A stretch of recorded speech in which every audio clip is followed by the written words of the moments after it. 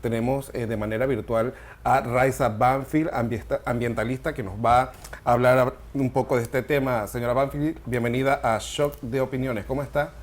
Buenos días, un placer saludarle y muy interesante también el tema que manejaron en el bloque anterior, que está íntimamente relacionado al problema también del manejo de los desechos. Por supuesto, vamos a hablar un poco de los riesgos que tienen estos vertederos a cielo abierto y no hay que irse muy lejos. Aquí mismo y durante estos días estamos viendo uno de esos riesgos, es este incendio en Cerro Patacón, pero en general en el país tenemos 80 vertederos a cielo abierto. ¿Qué impacto genera esto para la población? Bueno, primero hay que tener claro que el modelo de vertedero a cielo abierto es un modelo de principios del siglo XX que fue superado a finales del siglo XX. Ya los países, en casi todo el mundo, están en vía de desarrollo y desarrollados, ni siquiera manejan este concepto. Wow. Relleno sanitario es lo mínimo eh, viable a lo que se hace hoy realmente, que es el aprovechamiento de los residuos de todas sus fases.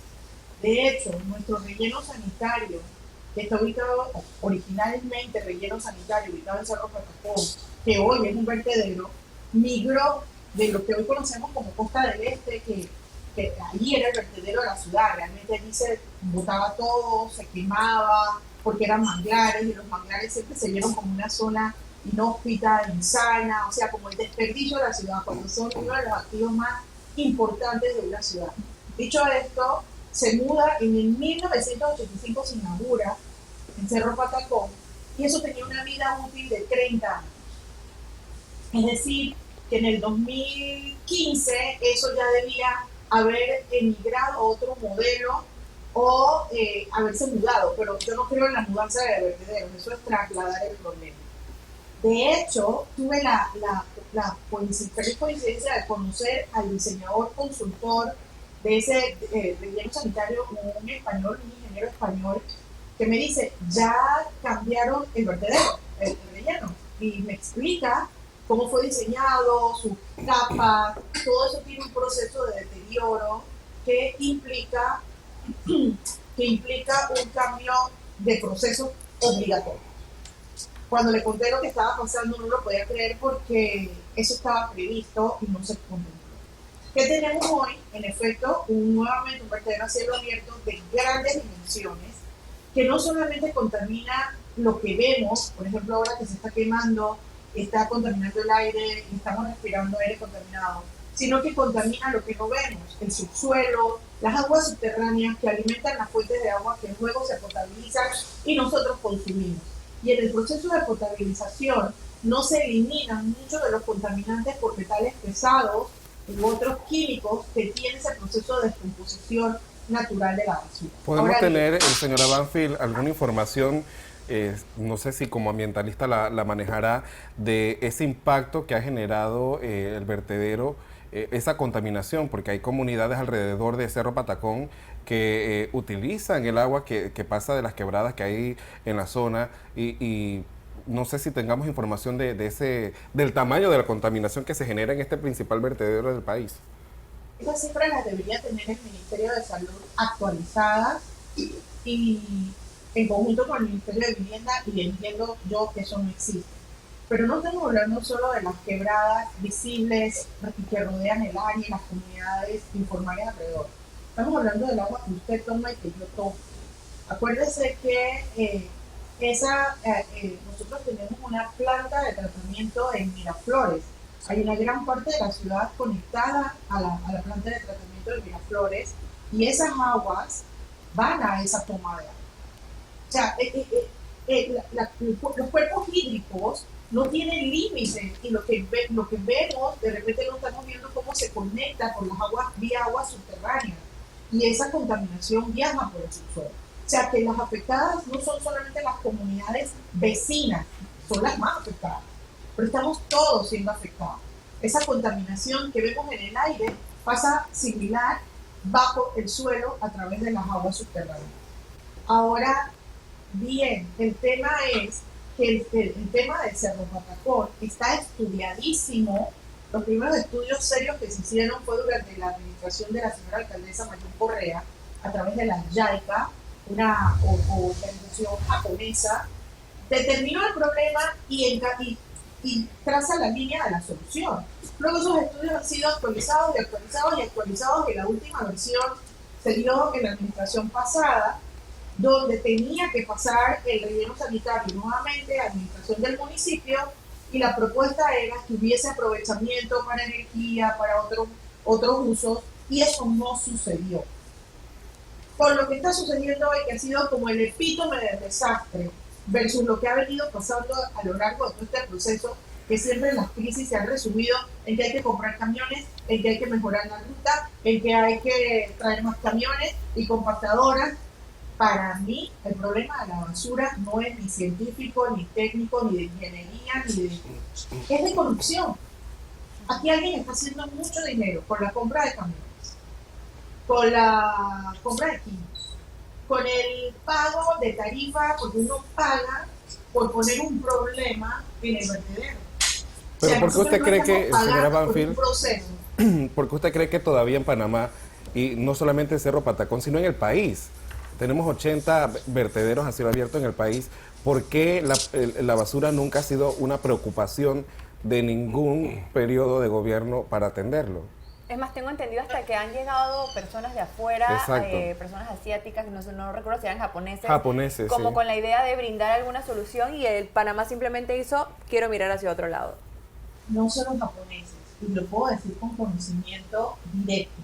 Cuando estuvimos en la alcaldía, a mi oficina, al despacho de la vicealcaldesa, llegaban todas las semanas propuestas de empresas alemanas, rusas, españolas, japonesas, de todas partes del mundo, a ofrecernos que nosotros le garantizáramos, unas pedían más, otras menos, 1.000 a 1.500 toneladas diarias de basura, y sin que nosotros tuviésemos que pagar, ellos iban a hacer aprovechamiento energético y otras cosas. O sea, cada propuesta era diferente, con ciertas similitudes, pero la coincidencia era que el municipio no tendría que pagar y que habría un aprovechamiento incluso que generaría energía para la distribución en las comunidades, sobre todo las más cercanas. ¿Qué pasa? Nosotros no podíamos hacer nada porque, al no tener la competencia de los desechos, no podíamos entrar en licitación pública para llamar ese manejo, o sea, tenía que ser la autoridad de aseo. Cuando pasaron como año y medio, 2 años, se cansaron de ir a nuestra oficina porque se dieron cuenta que ya no iba a pasar nada, empiezan a ir a la autoridad de aseo y tampoco pasa nada.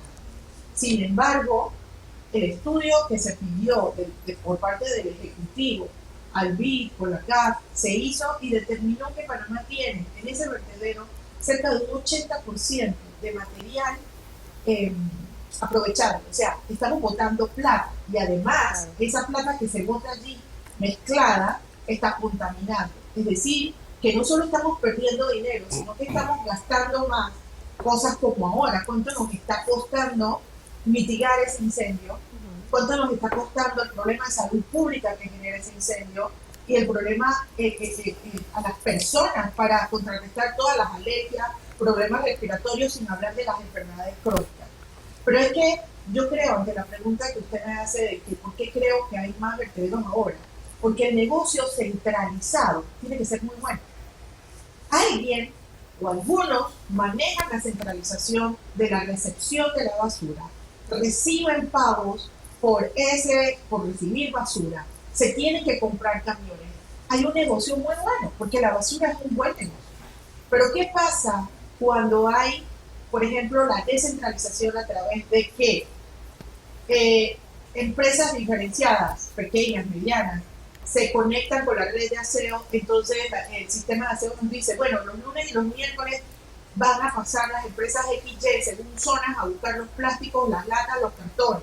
Entonces esos ingresos ya no van al vertedero, esos ingresos los maneja la empresa que va a recoger, que luego genera otro tipo de empleo, el procesamiento. ¿Me explico? Entonces al final lo que va al relleno es una cantidad mínima que puede ser manejada para producir energía, y eso es otro negocio. Entonces se diversifican las fuentes y se generan otros empleos que ya no tiene que ver con la centralización de un problema. Olvídate ya de que hay que comprar cada vez más compactadoras, cada vez más camiones, porque ahora hasta en las juntas comunales están comprando retroexcavadoras y qué sé yo qué, para manejar la basura como si fueran montañas de tierra, piedra y arena, cuando nosotros deberíamos estar viendo con lentes muy finos que allá hay un montón de productos que están diversificados y que son comercialmente aprovechables. Pero cuando ya están mezclados todos en saco patacón, ese aprovechamiento en su mayoría se pierde. Así que aquí ha sido un problema de falta de voluntad política, de presunta corrupción evidenciada en que el problema ha crecido en vez de disminuir. Porque si tenemos países mucho más pobres que el nuestro y no encuentras basura en las calles porque es un bien aprovechable, quiere decir que en Panamá algo estamos haciendo muy mal y sistemáticamente muy mal para que el país del PIB más alto de la región, o uno de los más altos, no pueda manejar, deshacerse de un vertedero obsoleto de los años 80. Claro, totalmente. Listo. Señora Banfield, muchísimas gracias por la entrevista y por acompañarnos aquí en Shock de Opiniones. A ustedes, muchísimas gracias. Muy bien.